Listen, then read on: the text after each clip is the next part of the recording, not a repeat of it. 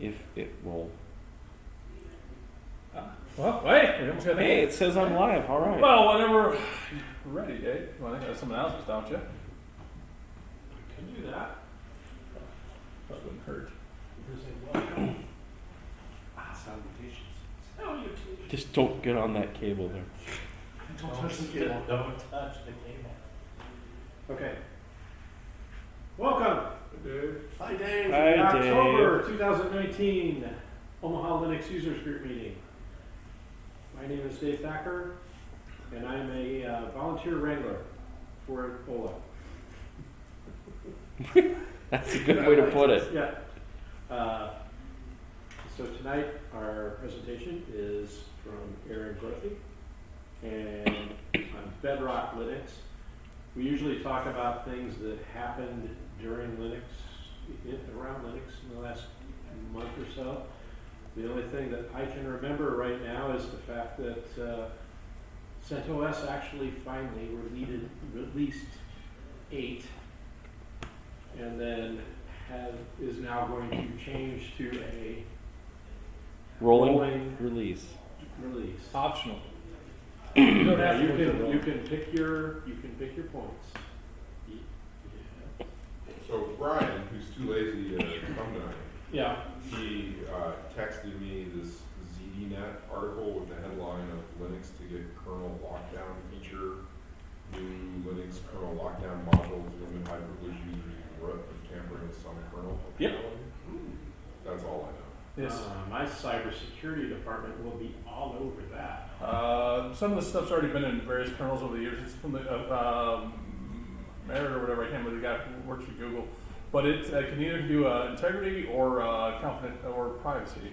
It's got some interesting capabilities, but it does like actually pull back the capabilities from root. There was an old one called RS back, which could do a similar type thing. You actually had to boot into a separate mode to actually get into real root. But it's an attempt to kind of claw back some stuff. It looks interesting, but it's been through at least 50 or 60 revisions, man. It's been around. They've been playing with it for a while. It's implemented as a Linux security module, and now that Linux security modules are now stackable, theoretically you can run that and SE Linux together. Oh, Because that's all the goodness you need. Then a computer would be completely useless. And Yeah. secure. Yeah, perfectly secure. Hey, Perfect. computer is mostly secure if it's unplugged. And firewall. If it's not running, it's pretty secure, and that's what I think you'll get when you start. So let me ask you the question that I asked Bruce way back in like 2013. Have you ever met anyone that actually runs enforcing SE Linux in production? The Air Force. Excellent. That's a big customer. Yes, just not necessarily every machine. That's impressive. I did Thou shalt not. Well- turn that service off. Is that print Yeah. servers? Huh? I can say, I'd like you to, would you do me a favor and try to install Bedrock Linux on a machine, see how that goes? Because we'll talk a little about how that technology works. On what? Which one? Bedrock Linux on a machine with SE Linux enforcing on, because that's a recipe for success. Wow.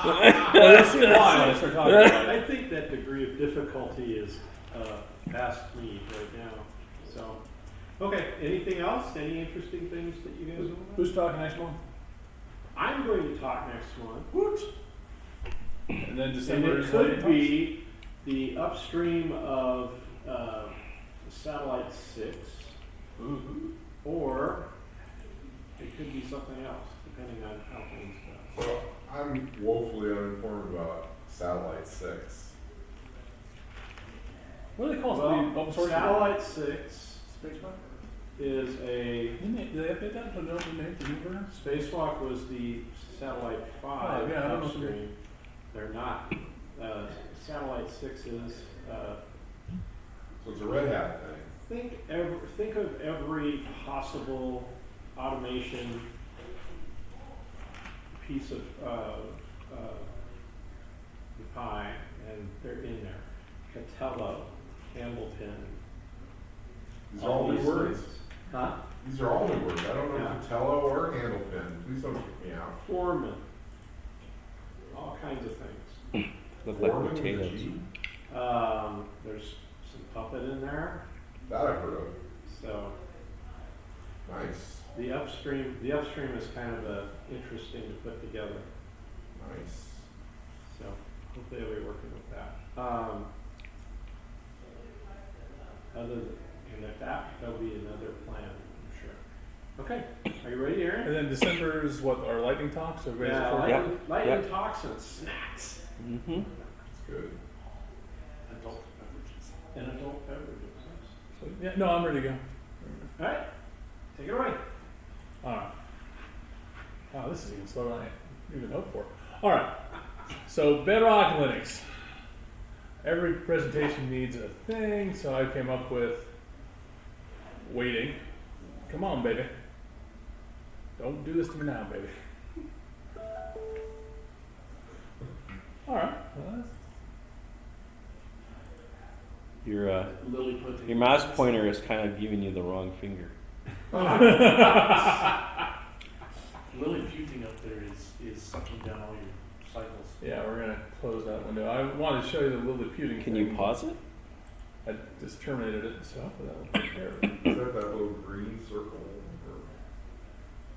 Or in the lower left is slide one? What? Patience. Come on, baby. Patience, child.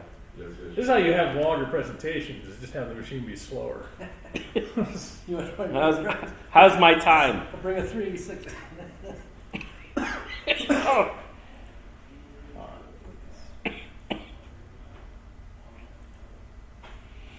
Allow pop-ups from docs.google.com. Yes.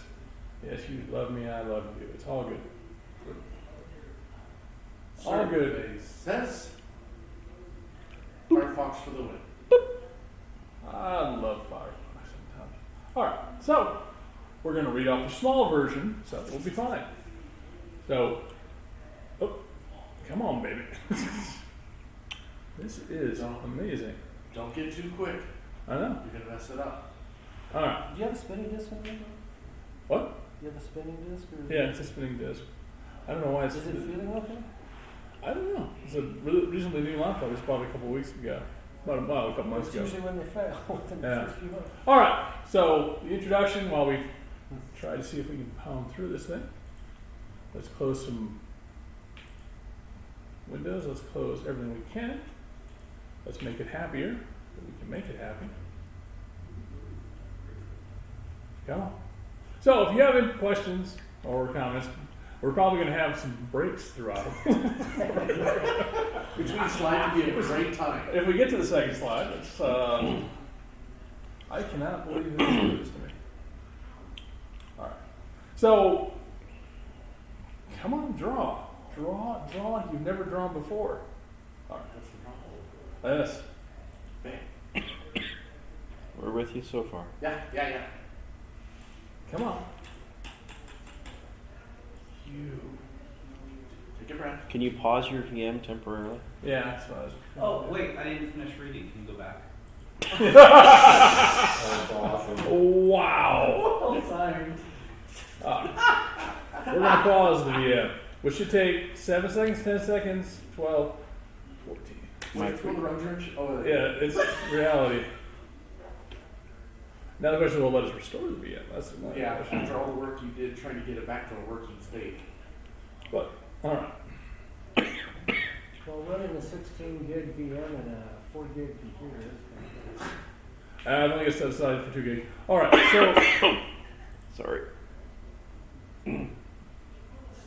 Oh, it's still slow. That's farther though. Yeah, we got a URL this time. All right, Oh, all right. Very nice. So the demo may come at the end. That's the way we may do this. All right, so what is Bedrock Linux? Bedrock Linux is a meta distribution. What this means is a distribution that runs on top of your original distribution and supplements it all throughout. It allows you to install packages for any relevant distribution that you can actually get installed on the thing that has an image. Example, one image I have, which shows you how great it runs sometimes. You can run a Debian base, install Fedora, Gentoo, or Arch packages on it. You can also install different versions of Ubuntu on it, almost anything you want to. It does it through a variety of little Chroot fuse file system tricks, which are truly insane. How does it work? The 10,000 foot view does use Chroot, Pivot Root, and a couple of fuse file systems like we're talking about.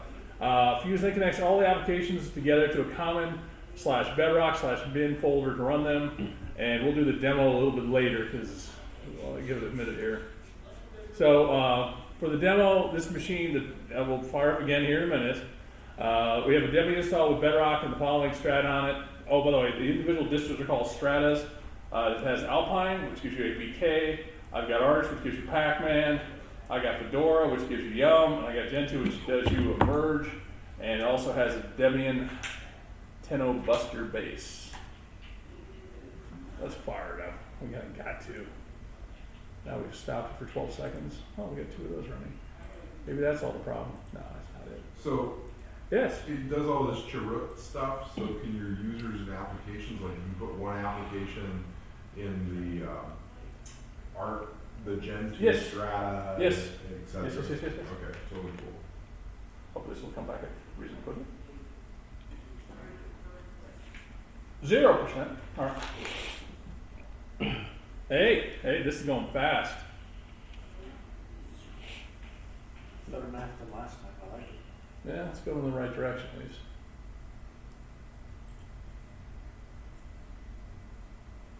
But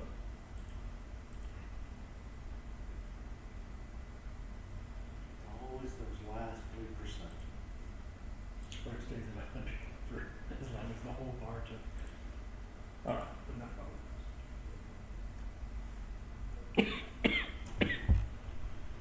Now we're going to open a console. We're going to have success with this. I feel success. So,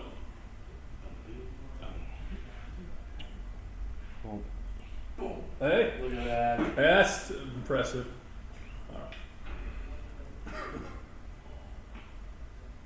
I learned something new today. I cannot type sudo when my hands are like this. But, I'm fine. So,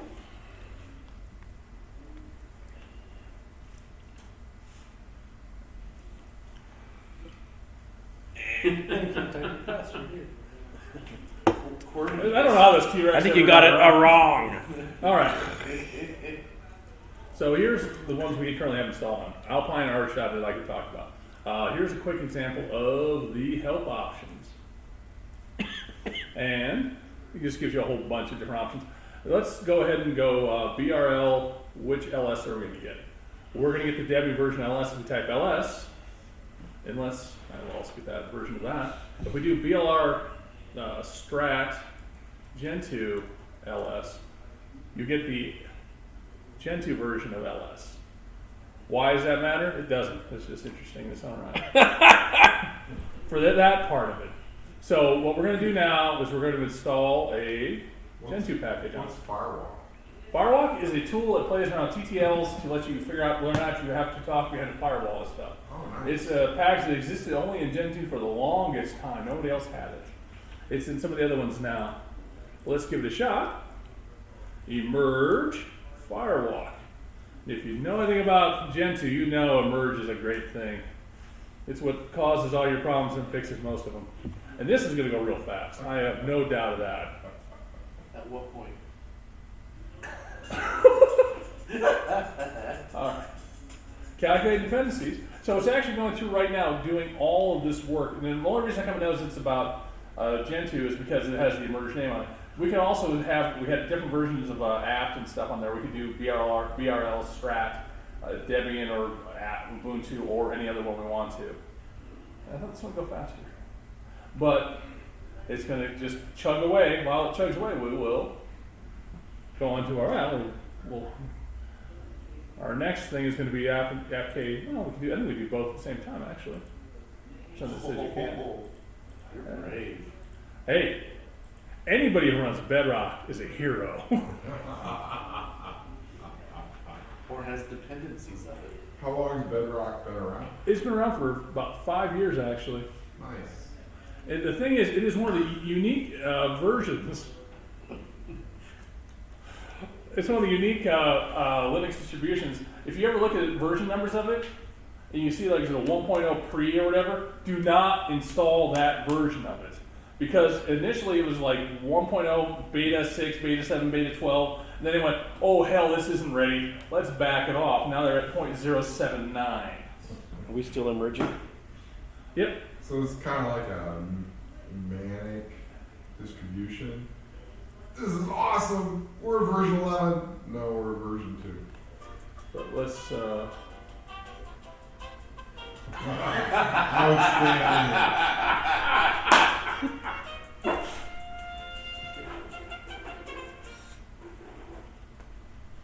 APK. Come on. Did I misspell install? No, you got it right. What am I typing? It's not an APK command. I see that. Oh, Add. install or yeah. Just let that one go. Well, you got two things going. Yes, but the great thing about it is they're happening inside different parts of the file system, so they're not going to screw with each other. So we now have ClamScan installed. ClamAV has been installed in this box, so if we do which ClamScan, it'll show the version that's in Bedrock cross-bin ClamScan, which is where all the stuff gets linked to. And if we do BRL, which ClamScan,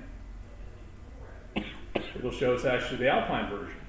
Then we go ahead and type ClamScan. And the thing about this is it also keeps the, you can get to any file through that subdirectory layout. So if you want to modify your app sources list for a Debian version, go out to that version, do it, and all that kind of stuff. So it gives you some interesting stuff. So that's two different things we've installed now. So pretty simple, pretty basic. This one's kind of a little more interesting. If you run Debian, you get Firefox ESR, which is the extended support release. And the problem with that is it's pretty old. So we don't want that. So let's go back to her.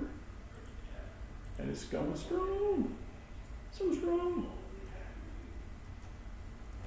So if we do Firefox version, what do we get? It'll run. We get 60.0.9. So now if we do back to sudo, and we do DNF install Firefox,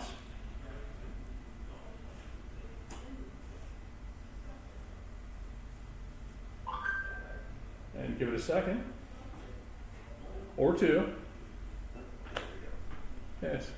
But it pulls down all this stuff inside separate directories. Keep in mind, this doesn't take that much RAM, but you're not using like a virtual machine or a container where you actually have separate kernels running all this stuff. It's running one kernel, and it's running a bunch of stuff soft linked. So it's actually using the X11 libraries from Debian to run this stuff, and it's using other components piecemeal in a special gift. If one of the options you can do with this, and this is actually a real world example they put out, is if you're unhappy with the version of cups that you have installed on your thing, you need a newer version, you can apt-get remove it, and then like Pac-Man, the Arch version of cups on there, have the latest and greatest version on there. Would you do that? Sure, why not? Because you need a certain latest and greatest thing. If you have to do a demo or something like that, it can be very useful. There was an example being a person I work with actually created something called Frankenhat. It was a special version of Red Hat 9 / CentOS / this / that. He needed to run 6 different applications on it all at the same time. And how did he do this? By finding the various dependencies and pulling those libraries from various RPMs and creating this beautiful monstrosity that lived for years and years until we were finally able to actually get rid of it. So he was the Quitsack cataract. Yes, you could whisper to it. So it's going, it's chugging, it's chugging, it's chugging, it's chugging, it's chugging, it's chugging, it's chugging, it's chugging, it's chugging, it's chugging. Come on. To be honest, the good thing about Gentoo, by the way, is, it being from source, it builds everything. Everything. So, but do keep, oh, come on, baby, I can't. Come on, faster than that. Where it should be about there. It's in PCAP. We're getting awfully close. Yes, and once this is done, the rest will speed up. So this build has actually been, okay, it's only 3 or 4. All right, we'll let you keep going, you weasel. But So what we now have is we have a version of Firefox. We're downloading a version of Firefox in that thing, and that will be 69.0 or whatever it is. But when next time we type Firefox -- version, we'll still get the wrong version of it. We can also do BR, if we want to get the correct version, we do BR strap Fedora Firefox - version, which will get us the Fedora version of Firefox linked. But if we fire that up, it'll also call the other subcomponents, which are not linked, so it'll actually be a combination of Firefox 69, which you want, and some components from Firefox 60.9. So it will be an unholy abomination of goodness.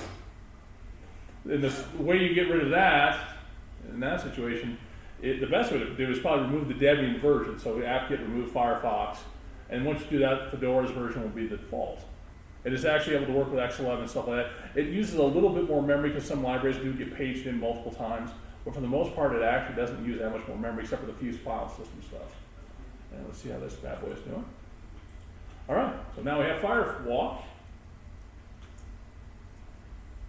which is actually a cool tool in its own right, and it's running. That's the wonderful little Gentoo version, and hopefully 4 minutes. Oh, you son of a! All right.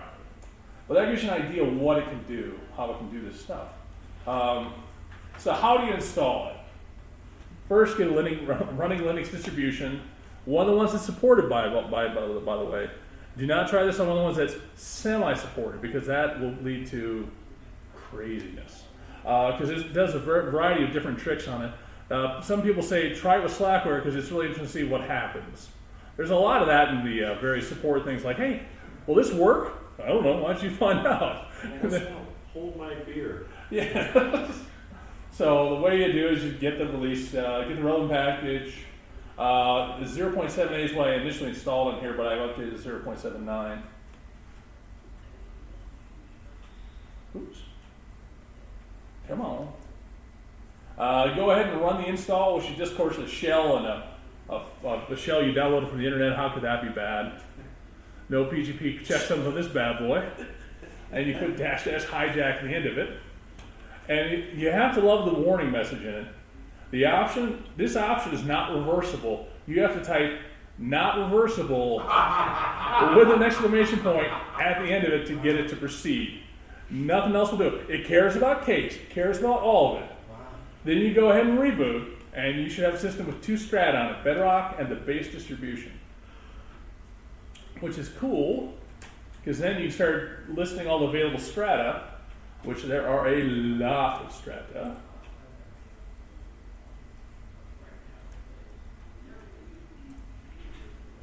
So that gives you an idea. Somewhere X-Herbero, Deviant, Duvian. Does everybody know what Duvian is? No. It's a militant offshoot of Debian that doesn't believe in systemd. Well, they believe it, but they believe in it the way that A militant offshoot? But they well, want all offshoots of Debian are militants. but they want their bedroom to look really good. Yeah, but they have some very cool stuff they've done as well. They're playing around stuff, and there's also the wonders of you go out to Bedrock, you can take a look at strata, and there's other strata. Which one am I looking for here? Bar.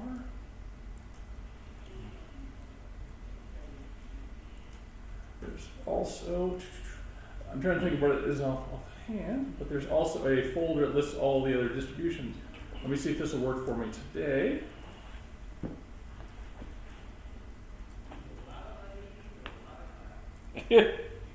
Keep in mind, find and locate become more interesting because you have file systems that are linked back to themselves multiple times. And think about the way X11 is normally laid out on almost any Linux system. It has a symbolic link back to itself, and you're cross-linking this. And theoretically, you have a potential of having, what's the phrase? A never-ending Story. Yes, story. I was going to say shit show, but that works. That is probably more accurate. But there's a whole bunch of different out there. So if I wanted to go out and grab one like Void, which you know everybody loves Void. Let's see how fast that can go. So what it does, it figures out the mirror, figures out the architecture. Oh, by the way, architecture right now supports ARM, so you can run ARM 7F, so you can run Raspberry Pis, and x86 64, and they are looking for volunteers, which is an awesome way to say it. They're trying to get 32-bit working, x86 686, and also ARC64 working. But its void is a very tiny one, so hopefully it pull down just what it needs. It should not need a whole lot. But that gives you an idea. All it takes to be able to install a Strata. Keep in mind, every time you pull down a Strata, you're pulling down a bunch of stuff potentially. Because if you're pulling down a Fedora, it pulls down a ISO and pulls all the base image and pulls all the components out of it. It will blow up your disk space real good. Yeah. It uses the two fuse file systems, CrossFS and SCFS, to take things out. It could possibly do it statically, but you would have to regenerate stuff pretty much every time things change. No, that's not going to be a good option for anybody. Is it worth it? I originally began to play around with this when I was trying to put together a bunch of different security pen test tools into one distribution on one machine for my stuff. I use a bunch of different ones in my activities, stuff like that. And Kali Linux has about 95% of the tools I want. Some of the other ones are distributions such as Pen2, which is a Gen 2 militant offshoot for penetration testing, and others like Parrot and other ones like that. You can install most of the tools from source, but not all of them. Gen 2 used to have a tool that worked a little bit like this that lets you install your Gen 2 on top of other distributions, but they killed it off quite a while ago. It's unfortunate if it did, because it had some nice stuff in there. But Bedrock lets you put together tools from other distros into one reasonably cohesive system. I know what you're thinking, Dave. How the hell do I update this thing? Well, what I'm thinking of is Kali Linux considered a stable distribution to build Strata on top? Sure. Okay. You could. I was planning actually, my thought was I was going to do CentOS based and then do the Kali Linux tools on top of this kind of thing. Okay. Because there's a couple other tools I want to pull for other distros and stuff like that. But Kali Linux is pretty stable for the most part. But CentOS has got some nice things about it as well. So. Because the core doesn't change. There's like about 6 different tools. Like they had the most recent up-to-date version of Metasploit and stuff like that. For a while there, you could actually grab the stuff from Kali Linux, add those additional sources to Debian. But it seems like that's kind of fallen off because they're kind of going their own separate path right now. And I reached out to the developer on this, asked him about possibly adding Kali Linux as a Strata just to install on top of, and he was interested. So we'll see where that goes. I'm going to play around with it a bit. I started trying to. Other problem is Kali Linux doesn't make like a really simple ISO. Doesn't make a real simple base image available. It kind of blows stuff all over. But the question I thought you were thinking, was how do you update the thing? And the answer to that is you do merges all the time. You merge world. You apt-get everything. You DNF upgrade everything. You're responsible for keeping each and every individual strata in sync and up to date at that time. So in terms of security features, any of that kind of stuff, you're going to be writing some shell scripts that are going to go through and do all the various updates and stuff like that, more than likely. Sounds like fun. I don't think they made a stick for that. They're talking about actually write a meta package manager to handle this, which I think would be very interesting. So how do you update Bedrock itself? Bedrock itself has a simple command, BRL update, which works 99% of the time. Nice.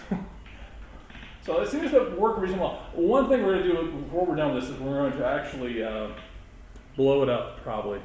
I feel pretty strong that this last experiment is going to be the one that's going to get me back to having more free disk space. So what we have done here is it's still installing Firefox because it's just a special little gift. It said success. How long have It's you? success so far. This is kind of an exotic plant. How long have you kept the exotic plant going without blowing it up? I have a VM in it running at home that's been running for a couple of weeks now without any real problems. Okay. And I've done some horrible things. I'm not going to deny it. If you got to the point where, hey, I want to automate this, so I'm going to go script something and say, hey, Yeah, it's not that hard to do that component. You can also turn on unattended upgrades and auto RPM. There's various tools you can do to have it update stuff automatically. But the problem is you're back to trying to fight out for control of the cron again, which is also limited between each individual's thing. Because the question comes down to who owns a NIT, which is what it determines when it fires up. So when I get tired is eventually kill the Firefox attempt, but it will work. I guarantee you, just no longer work today. So our experiment's going to be is we're going to reboot the VM. We're going to choose a different init. We're not going to come up under Debian, which is the base OS, and then we're going to tell it to delete the strata that is Debian. So we're going to delete the original distribution from the system and reboot it, because there should be enough of the system left that it is able to fire itself back up. Or it's going to explode. And the rate my way my luck's been going tonight, I think all our money's going to explode. A lot of 39. Oh, 40%. This is another 4 minutes. I am not in the mood to wait for this before now. So the idea of it is pretty cool what it does, how it works. Is it worth it? Keep in mind that for every strata you install, you'll be tied by a good chunk of disk space. How does it compare to running multiple VMs? One kernel, like I said. Able to run most graphical programs without any issues. You're not actually firing up with different X11 stuff like that. There's people, if you go out to the Bedrock site, the gentleman talks about how somebody was at doing a demo on Compiz, and they needed the latest version of the drivers. He wasn't able to run them, so he installed the Arch version of them and ran them with a Debian box with older drivers and managed to get it to work within like multiple minutes. He also probably had a much less crappy laptop, but that's ability to do that stuff. It does tend to use less RAM, but there's like one or two tools you really do want from somebody else that they have. There's even packaged for those. One example is being used is Arch had this one called Sage, which was a numerical analysis package, which apparently nobody else had actually ever really packaged up. So it gave them that capability, but it's a unique little thing. Issues, dependencies. You can run into problems where it doesn't understand, because it has this concept of soft dependencies and hard dependencies. If you have like libstandard.c.ssso plus .9, it considers that a hard dependency. But if you have just libstandard C++, it considers that a soft dependency when it does the install, so it'll actually use the base operating system version of it. Does it work all the time? No, not at all.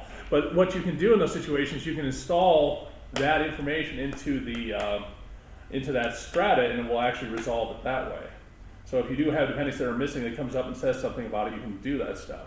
One thing that will lead to madness, and I can guarantee you that if you're actually installing something from source and you run configure, it will see everything. It won't just see, yes, you get it then. Because they'll see like Python 3, Python 2, Python. They may not be the vert where you're expecting it to be coming from. The pips may be different. All this stuff may be different. But there's an option when you do a BLR strat. You can tell it to restrict it so it only sees that strata, which does work. And I gotta say, it's pretty impressive the way it works. Strata can get corrupted. You can do a rebuild, which will attempt to straighten them out. Your success will vary. Various security measures such as SE Linux, AppArmor will cause issues. Various shroot attacks might be able to get around Bedrock Linux into the host operating system, because you are relying upon shroot and the fuse file systems for a lot of stuff. Programs that run in multiple parts can end up in a Frankenhat type situation where you're running part of it with this strata, part of it with that strata, and it may work fine. Or it may have a subtle bug that only shows up every once in a blue moon, or it may horribly, horribly die. But that's the wonders of it, boys and girls. And we are in the last package. Now I'm emotionally invested now before we do this. Strata can take a lot of space. They pulled out the basic image, and it includes a lot of stuff they don't need. I mean, think about it. You've got umpteen versions of LS, you have umpteen versions of which, you have umpteen versions of this. You have all that stuff on the system. There can be issues with locate and find, since they can get confused by the fuse directories. Yes, it happens. Seen it, done it, have the t-shirt.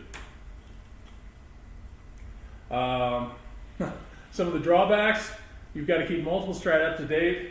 It's still in the 0.7x series. They say this like a dozen times throughout. Design might change a great deal between now and then. Features may be added or dropped at any time. There's one primary developer There are some people who help them out with this stuff on it. So support varies based on the base distribution used for the system as well. CentOS works well, Fedora works well, Debian works well. Slackware does not work well. Let's just leave it at that. Of course, you run at Slackware, you've got other problems. That Other the flop, opportunities. all the floppy images So it's trying. Fedora can be both base Yes. OS and Yes. the loader. And so one of the suggestions they actually made is if you're playing with different versions of Fedora, you can have Fedora 29 and Fedora 30. Or you can have Fedora 7 and add Fedora 30. I mean, whatever you want there. There's nothing to stop you. It's tremendous. Once you have root, you can do it all. But it can be bad as well. For the show. Come on! You cannot. All right, now it's pissed me off. It's got to pay. Yeah, We'll get back to that. Can't you we'll let yeah, you there know you what go. how that works out. Is that in a different strata? Yes, but it's still one DNF. Well, did not finish. Come on. All right, we'll kill you this 31691. Oh, oop. That's probably faster than cutting. Oh, Jesus. You gotta give that a bit of a signal there, my friend. So, you can kill between strata. Isn't that a phenomenal feature? That's right, boys and girls. So, let's reboot this bad boy. And see if it comes up. Well, oh, it'll come up. So the question is, how long have we all got left? Yeah, Of but this how many portal? you got? Well, given the point that you have a partially completed DNF transaction, some of your libraries might be. But they'll be confined to that strata. Okay. So, as long as I have a potential piece of it working, what we're going to do is we're going to boot into something else. And it's unmounting everything, doing a whole bunch of stuff. That's a lot of mounts. Oh, yeah. Oh, yeah. And it fails on some of them, too. That's the other thing. They're like, don't know what this means, but it's probably not good. Which one? Come on. VirtualBox Guru Meditation, all right. Okay, that's different than a Wow. restart. But if you do have like a set of tools, utilities, you don't want to rebuild from source all the time, you know what distros are from, there's like 1 or 2 distros, it's not a bad concept. Are you going to do it with like 6 or 7 distros? Probably not successfully for a long time. But for what I'm looking for in terms of having some for security components, it's not bad.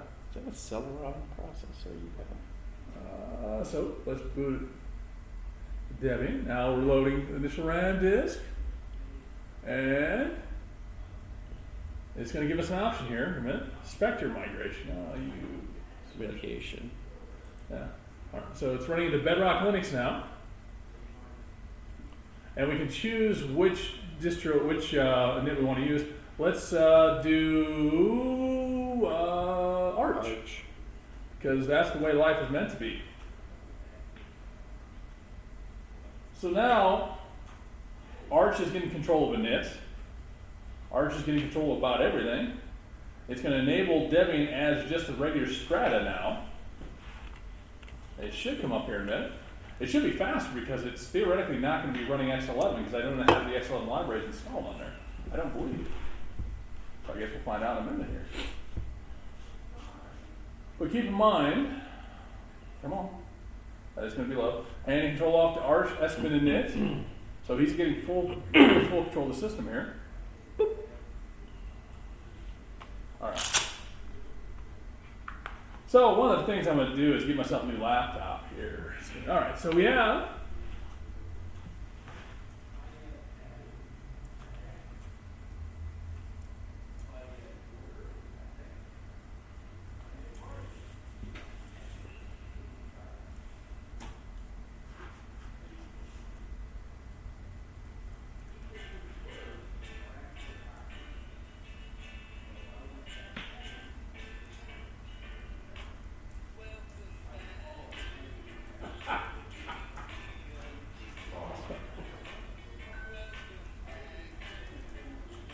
Stop.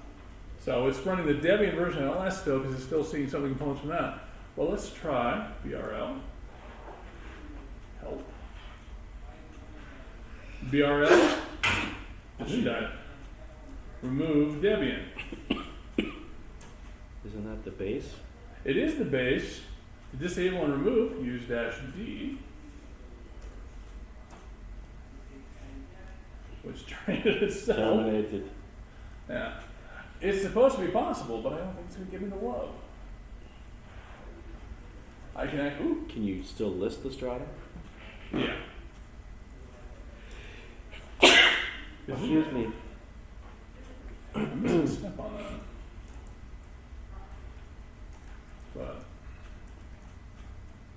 Can you just say show strata? yeah, BRL will just list. But it's not going to actually delete Debian form. It actually deleted it from I don't see here. it. Yeah. It shouldn't have been that quick. That's fine. What the hell happens?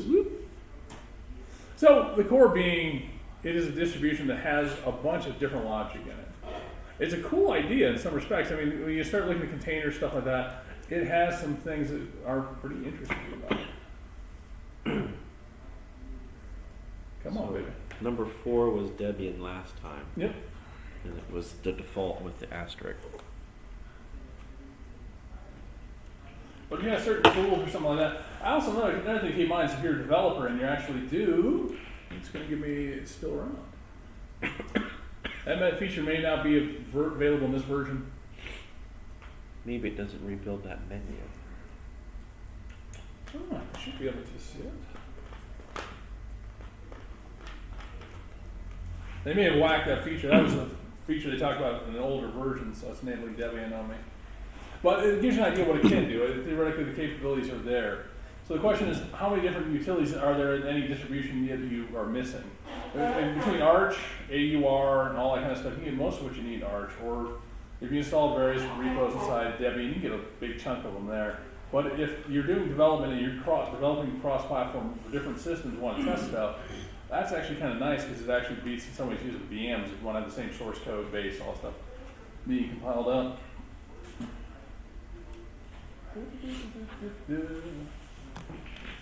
So, yeah. So it is an interesting project. I'm not going to make it my main desktop anytime soon. I am keeping a VM on for around for quite a while now because I'm still doing some experiments with it and stuff. When I get the Kali Linux stuff working on, I think that'd be kind of interesting to see how it goes. Do you find the ability to be able to simply install run application for various distributors very useful? Better than trying to use Alien for everything. I thought that would get more of a laugh. Matt? Spacing off, sorry. Better than using Alien for everything. Yes, yes. Sorry. Oh, Johnny! Terrible. All right, does anybody know what Alien is? No, that's why I'm not I haven't laughing. heard it for a long time. Yeah, it's been a long time. Alien is a wonderful thing that will convert from any package manager format Oh, to any yeah, other that's package right. manager format. Yeah. Notice I didn't say successfully do it. It's easy to do things if you're I not think that's successful. 50-50 on that. Yeah. I'm a movie star, by the way. Yeah, it used to be LSB release and stuff like that. It actually seemed to work reasonably well for a lot of stuff. You could take stuff if you had could be able to take a tar.gz file from Slackware, be able to compile, turn it into a Debian package, actually have it show up inside your depackaged repos, all that kind of stuff. It's kind of nice, but its success does vary dramatically. Was there a push to have similar like package manager config files in these tar.gzs at one point? Yeah. And that never really happened. No. The whole concept was once upon a time that LSB was going to give us the ability to run the same package anywhere we wanted to. And then that kind of, the only thing that LSB still has that I use on a very common basis is LSB release -A to tell you what version of what you're running. Flatpak has kind of succeeded in that. Yeah, and Snap. Don't forget Snap. I'll never let's forget it. But that's the core of it. It's just a funky little package thing. I came across when I was looking for a solution to a thing. It's like Debian has a solution for everything. Just may not be the one you're looking for. So that's the basic core. Anybody got any questions? Anybody got any answers? How much disk space is on the one that's been running for a couple of weeks at your house? I have that set up with 64 gig of disk space, and it's using a little bit over 24 right now. I've got Debian, Fedora, and a bunch of utilities installed on that. CentOS and a couple other ones as well. I pretty much installed about everything. I even took a shot at installing Exebo, whatever the hell it is. I don't even know what it does for distribution. But How is the logging? what do you mean, how's the logging? Was it all logging to the same file, or does each one of them have its own logs? It depends on the package, but everything does go to DMS stuff, I think, because it no control stuff. If you do stuff with System D, it should all go out to the regular Journal system and stuff control. like that. Because it's, I mean, theoretically, if you need to, you could actually configure it differently, but it should write everything out. Because it's still using the going to same, kernel and the. yeah. the- It's still using that same Etsy password, same Etsy shadow. The Etsy's are still shared between the stuff and Okay. components. But there's ways to work around some of that stuff. You can have it mark a strata as being disabled and stuff like that, so you can actually do some funky stuff. But it's a cool tool. Interesting. Yeah.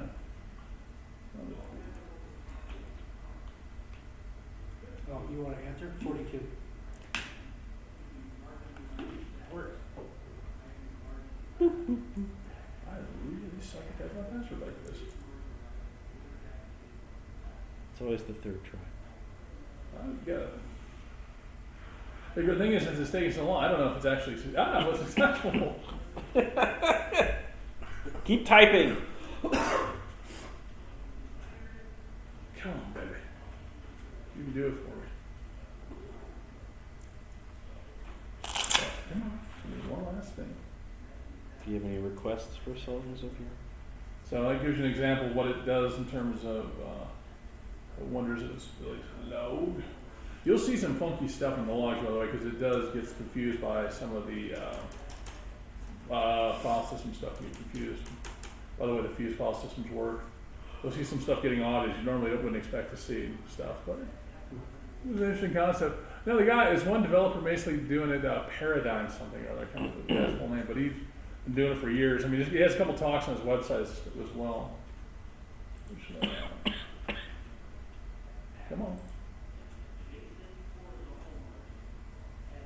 Yay. Aaron, I'm Yes. curious, do you have any idea, like, I'm trying to think of how I want to phrase this. How successful are you with using Bedrock to install, for example, Firewalk on a machine compared to installing Firewalk from source onto, like, a Debian machine? Well, you've got to install the build essential, all that stuff. But yeah, no, it'll Firewalk's a pretty simple utility. Right, but I mean, like, But- to use it as an example, how do you find you're more successful in getting it up and running the first time going through Bedrock compared to installing from source? Depends on the place of the package. Fedora, Firefox, much better success installing the version from Fedora than I did getting it to rebuild from source again, because that takes a long time. Of course, in that situation, what am I really going to do? I'm going to go out and grab the backport for the app from the SID repo and install that one. Mm-hmm. But it depends on the collection of the program itself. But if you're actually dealing with people who aren't very technical, this isn't going to be good for me either. So. Right. But this is the concept of what it does. Before, what I'm looking for is like a ability to run the latest and greatest version of some of the Kali packages and some of the packages possibly compare it. And there's some packages that aren't in one that are in the other. Some of those are reasonably simple, and some of those are not simple at all to compile up. So it depends. It depends on how well it's defined in the package and the source and stuff like that are all out there, and how many packages you need to install for it and stuff. So your mileage will vary.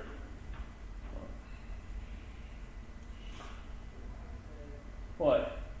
I'm just reading through them. They're all named after the last Airbender characters. Yeah. What? Is that it? Aqua Taco. Yes, I think we got to go get our one drink and tacos. Thank you, Aaron. Yeah, thank you very much.